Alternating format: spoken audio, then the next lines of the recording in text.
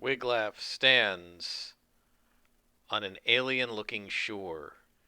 A sea of silver with stars that seem to be in the water floats away from him with waves lapping on the beach of nearly white sand. Strange, multicolored alien plants are up the beach behind him, and a purple and yellow sky extends above him. He has no idea how he got here when just moments ago he was standing in the middle of the spire of iron. What new devilry is this? He asks himself, and he looks around for his trusty dog Griff. Wiglaf has been transported into a nightmare dreamscape by a crystal ball that he lifted in a room in the iron spire and placed into the pouch at his side. This orb of nightmare has taken him over and transported him into a nightmare scape. And now he has to get back. Hello and welcome. I am Scrapperlock, and this is the 25th session of Ironsworn Antarctica, and it might be the last. Wiglaf, in our last session, was delving the depths, and we had some really terrible luck. There were 6 misses, and everything else was a weak hit. I think about 8 weak hits and 6 misses. No strong hits, and it wasn't because I didn't roll well. My action die rolled 4s and 5s and 6s multiple times with +2s and 3s. At one point, I rolled a 6 plus 3 was a 9, and I still got a weak hit because I rolled like a 10 and a 5 or something like that. And when we tried to make our progress move to finish the delve with 8 progress, we rolled an 8 and a 9 or an 8 and a 10 and got a miss. This forced us to have to go back because the tower has 2 sides to it, and we'd gone up to the intact chamber, and we found an altar, and we thought it was the right place. The altar was even inscribed, but it turned out the inscriptions were, had nothing to do with the ritual. They were just in Ironlander rather than in magical script. And they went back, and we ended up in this collapsed room, and we went through here to the inscrutable relics, and we wanted to go up the stairs. There are stairs continuing up, which is why I put Wiglaf down here, but no sooner did he head away from the table after putting the orb into his pouch than he collapsed, and Griff is whining and trying to lick his hands and get him to wake up. But Wiglaf's body isn't moving because his mind is now in another place, in a nightmare scape, and he is going to have to use his wits and his heart and his iron courage to get out. And we'll see what happens. So this is Wiglaf against the orb. And I think that the orb, when we add to the countdown track, I'm going to give it like a combat action or something, and we'll see what it generates, like what it tries to do in order to get Wiglaf to stay in this nightmare scape. So we can almost think of this, if you've ever seen like a Superman cartoon, sometimes they have this, or in the comics, this thing called the Black Mercy, that it's sort of like a plant that wraps itself around the Kryptonian and puts them into, for them, it's a positive dreamscape that they don't want to leave. This thing is negative, right? So it's a nightmare that Wiglaf is definitely not going to want to stay in, but he might end up trapped here if the orb wins. So we are in a scene challenge, and it's dangerous. We get 2 progress per success on facing danger, and we also can secure advantage. It may be that there will be other moves that I will allow Wiglaf to take, but realistically, you're better off, say, doing secure advantage than gathering information most of the time, because securing advantage gives you a lot of benefit. And of course, if we miss, we mark countdown boxes and pay a price. So Wiglaf is standing on the shore, and he has no idea where he is. And what he's going to do is look around and see if he can figure out what has happened to him. So we are going to secure an advantage. And so if we look at the text, he's assessing the situation. I think he's doing it with insight and observation. One of the problems we're having with Wiglaf is that his wits are one of his lowest stats, right, along with Shadow. And a lot of what's been happening in this delve, there really hasn't been any reason to use Edge to run away. There hasn't been any combat or anything like that. And so one of the problems that he has is that we've had to use our worst stat. And one of the things that Security Advantage and Face Danger is supposed to do is, quote unquote, allow you to leverage your best stat, but that still has to fit the narrative. So as the GM, wearing my GM hat, I'm still going to require my player, me, to roll the stat that makes sense, not the stat that's going to min-max our rolls. So we're going to have to roll wits. He's looking around and he's trying to see what happens. Now, before we do this, I do want to point out he has currently 4 momentum, and the reason for that is that I made a mistake when we got to this Delve the Depths. We got a weak hit, and we found an opportunity, and we're supposed to take +1 momentum when we found that opportunity, and I forgot to do it in that particular time, and so I adjusted it because we haven't spent momentum since then, so he has 4 momentum instead of the 3 we had at the end of the last session. So now we're going to secure an advantage, and we're going to roll plus edge. And so, plus wits. And what Wiglaf is trying to do is assess the situation and see what's going on here. And I think he's going to look down at himself, and we're going to see, like, is he carrying his weapons? I don't think he is. I think he's here without his shield, without his spear. And he looks around and he tries to figure out what's going on. And so roll plus wits, and we get a 3 plus 2 is 5 against an 8 and a 1. That's a weak hit. So we get one option. We can either take 2 plus 1 momentum or make another move now at +1. And so I think what we're going to do is take the momentum. I want to build momentum. We had no momentum last time, which is one of the reasons for all the weak hits. We couldn't burn momentum because we weren't building any.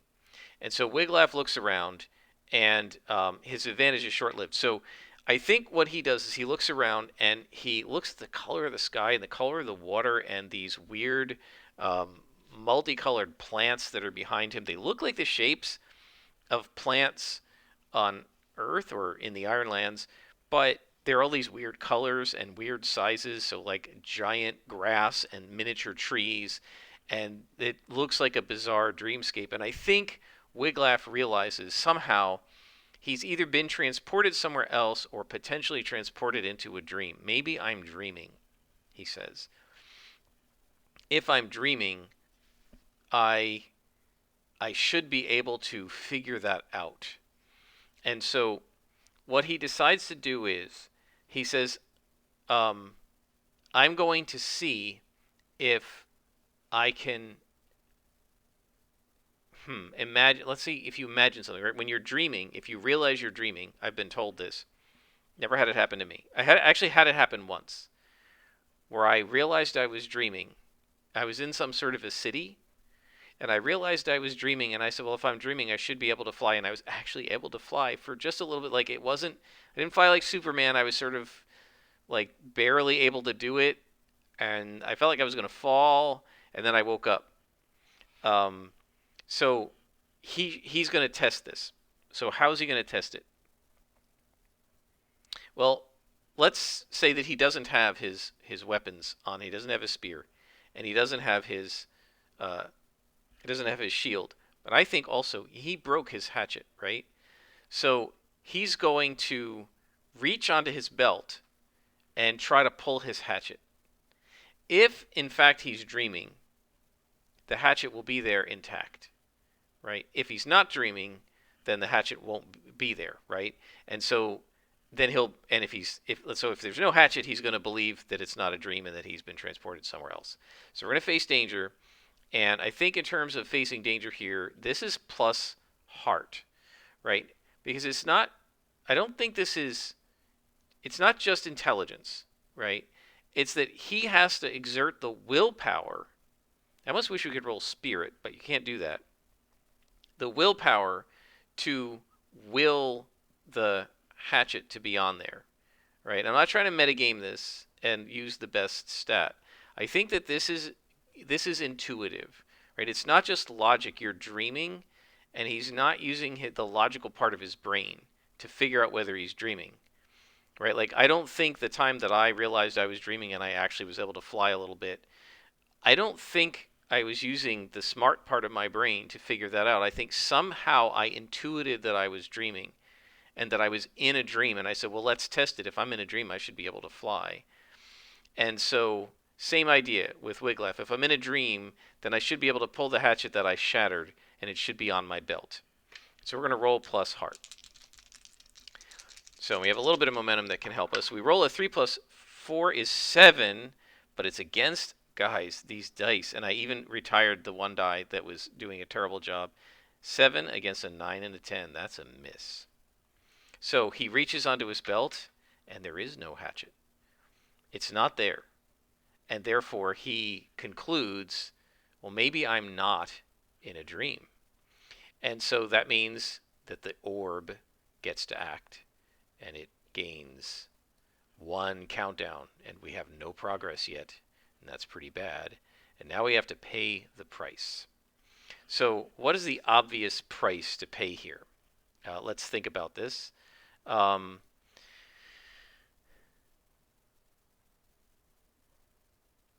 Causes you to act against your best intentions. Let's roll on the Oracle. Because it's a dream, I think it shouldn't be a logical thing. I think it should be random. 83. A surprising development complicates your quest. Let's see what the thing is going to do. This will be the surprising thing. So, should we do combat action? So let's see what happens. 00, take a completely unexpected action. Well, that doesn't help me at all. Let's try rolling action and theme. We get 43, explore, and 67, explore war. All right, so I think as he's watching, on the horizon, a warship appears. And even though this is a fantasy world and we're not, well, let's see, we don't need cannons. So a warship appears and it turns broadside and it starts launching rocks. It's got catapults on it and it starts launching rocks and basically bombarding the shore. And Wiglaf says, oh, bleep, right? Starts making Ironlander curses, and he is going to try and dive out of the way and avoid what he now believes are real attacks against him from this warship. And so we're going to face danger plus edge. And we roll, guys, this is horrible, 1 plus 3 is 4 against a 7 and a 6. And that is another miss. And so we mark the countdown track and we pay the price. And I think, let's see, if we look at pay the price, it's either going to be harmful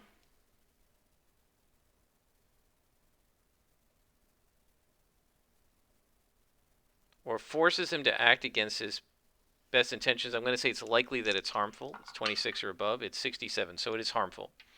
So we're going to take a harm, and that brings... Actually, let me correct that. We're in a dream. I think it's stressful. I think we're going to endure stress because it's not his physical body that's being attacked, it's his spirit. This is dangerous, so it's 2. Right? Because it's a dangerous thing. And now we're going to endure stress.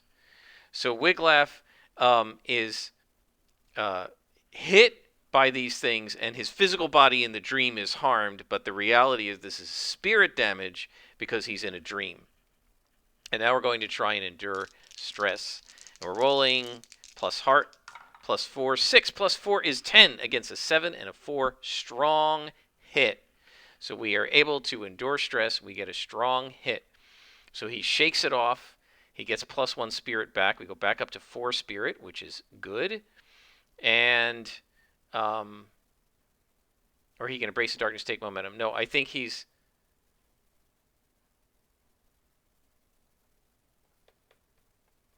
Oh, wait a minute. Choose one. Shake it off if your spirit is greater. Suffer minus momentum or take +1. No, we're not going to do that then. We're going to embrace the darkness. And so he gets hit with these things. And what he realizes is it's not as painful as he thought. A giant rock just slammed him in the back, and it hurt. But this thing should have broken his back, and it didn't. And he stumbles to the ground. And he turns around, and these guys are still firing on him, but he is going to examine the rock, and he reaches out to touch it to see, is this real or is something else going on here? We're going to secure an advantage with plus wits. And we roll a 3 plus 2 is 5 against a 9 and a 4. That is a weak hit. And I am going to take the momentum. So Wiglaf reaches out to touch the boulder and it disappears. And what he realizes as he's like laying down, trying to hide, and these things are coming, but he's run away, so they're not reaching as far back to him, and they're hitting the shore, throwing up sand, splashing up water in the surf, but then they're vanishing. And he starts to think, well, wait, this is weird. Why are the rocks vanishing? Maybe this really is a dream. And if it is a dream, then maybe I can make the ship disappear. And again, we're going to roll plus heart and see if he can use his willpower, essentially, to, he closes his eyes and says, it's not real, it's not real. The ship isn't really there. Maybe this is just a dream. It's just a dream. I'm going to believe it's just a dream. And we face danger plus heart. And we roll a 5. Finally, guys, plus 4 is a 9 against a 3 and a 1 strong hit. So suddenly the noise stops. And when Wiglaf looks back, he sees that the ship is gone, the boulders are gone, and everything is the way it was. And he starts to believe, yes, I think this really is a dream. And if it really is a dream, then maybe I can find a way home. And he sees, well, I'm on a shore. I seem to be on what appears to be an island. Why don't I head inland and see if I can find this tower? And he says, I remember that there was a game trail that led toward the tower. Remember, the Kalanek ambushed us on it. And so what I'm going to do is I'm going to try to secure advantage. I'm going to look and see if I can find the game trail. This is, again, observation. So we're using plus wits. So we've got a bunch of momentum now, so we might be able to help ourselves. And we roll a 6, guys. Plus 2 is 8. But you've got to be kidding me. 8 and 9 on the challenge dice. So we're going to have to burn our momentum all the way down to get a weak hit. Because otherwise it's a miss and we're going to get a third progress against us. And I don't think we want to do that. So we're going to prepare to act. And we're going to take plus 2 momentum back so that we get some momentum back. We've got to try to build our momentum back up. Maybe that's a mistake. I don't know. He doesn't see the game trail, so he decides using strength, using iron, he's going to force his way through the dense, weirdly colored undergrowth, pushing, and he notices that, like, well, remember, the big plants are grass instead of trees, and the smaller plants are trees, so he can push his way through here. He doesn't have to walk around the trunks of the trees, and he's going to use his strength to push his way through and try and see, plus iron, if we can face danger and get through this area and see if we can find whatever the dream version of the Iron Tower Spire is going to be. And we roll a 6. Plus 3 is 9, but you will not believe this, guys, against a 9 and a 3 weak hit. So we mark progress on facing danger, but we do a countdown box. So that means that the orb gets to act again. And guys, we are very close to failing this scene challenge. And Wiglaf may be forced to stay here forever. So he comes through, but what we're facing here is a minor complication or setback. So I'm going to ask the Oracle here. I think we get to the spire, but because this is a nightmare scape, the spire is not a tower. It's a pit going down into the depths. Is that the case? I think that's likely. So let's roll. 17. No, it's not. So let's then, I don't know what we face. So we haven't gotten there then, I guess. Let's roll action and theme and see what we get. So 79 is effect. We've gotten that one before. And 65 is dream. Something affects the dream. But I don't know what that is. So let's roll for where is it? There's a combat action. Let's see what the orb does. 94. Attack with power. Okay. So Wiglaf exits into a clearing and he sees what looks like a tower, but it's square instead of round, and tapers. It's more like an obelisk than a tower, and he's going to be attacked. And I think so. What kind of creature is going to attack him?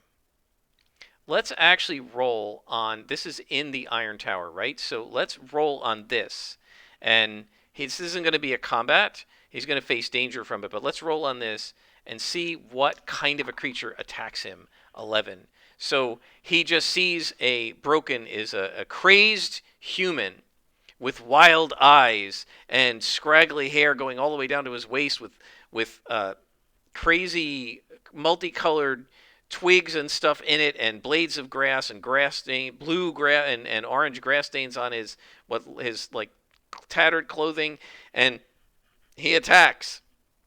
He just comes at Wiglaf with like a sickle, right? Like a symbol of death.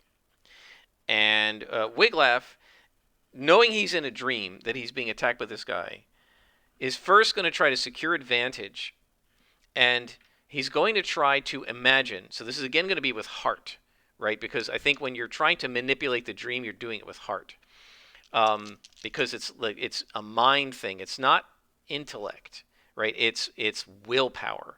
And heart, to me, it represents willpower more. So he's going to roll plus heart to secure an advantage. He's going to try to cause his shield and spear to reappear in his hands. And we roll a 4 plus 4 is an 8, guys, against a 7 and a 9 weak hit. So we're going to take some more momentum back. And we only get one of them. So the shield comes in his hand, but not the spear. And he is now going to try to use the shield to block this guy and prevent him from attacking him. So facing danger. And we're using plus iron, I guess, because it's forceful defense, right? So he's holding up his shield and clanging, the guy's attacking the shield. Bang, bang. And so we roll face danger plus iron, which is plus 3. We have 6 momentum, so that can help. We got 4 plus 3 is 7 against a 9 and a 4. It's another weak hit, guys. We're screwed. So even though we succeeded, we mark the countdown track. And you go until the countdown track is full, or until you resolve the scene. In either case, roll the challenge dice. So, all right, so the thing comes down and clangs onto the shield, and Wiglaf closes his eyes and says, "It's not real. It's not real. It's not real." And now we roll on the progress track with 6 progress. We have a chance, guys, to possibly succeed and get out of this nightmare. If not, I think that Wiglaf is stuck in the dream, and this is our final episode. So here comes the roll. It's a 6 and a 10, guys. Miss.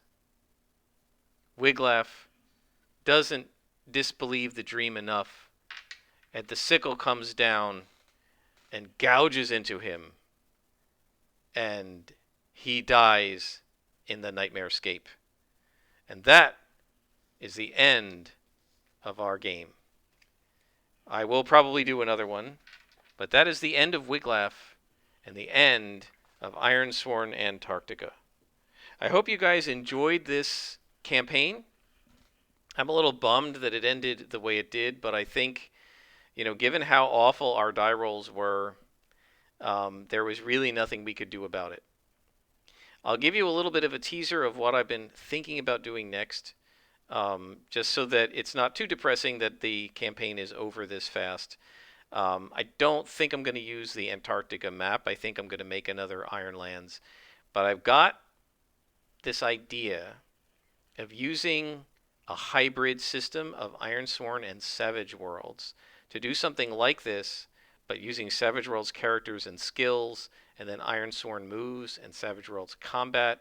And so I'm not exactly sure how I'm going to do it, but I think I want to try that. I greatly like Ironsworn for the Oracles. They're awesome, and I greatly like Ironsworn for the delves and things like that. But I feel like scene challenges need a lot of work, and Savage Worlds dramatic tasks are greatly superior. I feel like the combat needs a lot of work. It's too abstract and repetitive for me because you can only do a couple of mechanics. If we look at the combat moves, right? Um, with initiative, you can only strike, face danger, secure an advantage, or compel. And those are very abstract, and so you can make any narration you want, but you're still making the same rolls over and over and over again. Um, as opposed to like in Savage Worlds, where you can do tests, you can do other things. Um, there isn't any way to really up your stats. You end up with assets, and I found the assets are rather difficult to use in a lot of ways. Like Griff was almost entirely useless until I made him ferocious, and even then he only was useful a couple of times. I never once used Outcast. Um, Skirmisher was only usable in very specific circumstances, and so um, I feel like there's mechanically better ways to handle what characters do, and so we'll see what happens. I could potentially play Ironsworn again. I've certainly learned a lot about it and about the oracles, and I still kept making the occasional mistake. One of the things that I did in the scene challenge that may have been a mistake, but I don't think so based on the way the rolls went, is I very well maybe should have used the plus ones instead. But one of the problems is even when I was rolling amazingly and getting totals of 8s and 9s and 7s on my action die, which is about as good as it can do, my challenge dice were just kicking my butt. And there's just nothing you can do about that. And they just kept making me miss. So I'm going to potentially try a hybrid of Savage Worlds and Ironsworn. Maybe by the time this goes up, because I'm like 10 episodes behind posting it, I will have already started that because it'll be probably a couple of weeks from now. But I'm also in the middle of finishing up the semester at work and doing, getting ready to do final exams for my students and final grades. So it may be a while before I try something with Savage Worlds and Ironsworn together. But I definitely want to do some Savage Worlds, and I really like that game. And I want to keep using some of the oracles from Ironsworn. So we'll see what I do, and I'll let you guys know when that happens. Until the next campaign, I am Scrapperlock, and this is the end of Ironsworn Antarctica.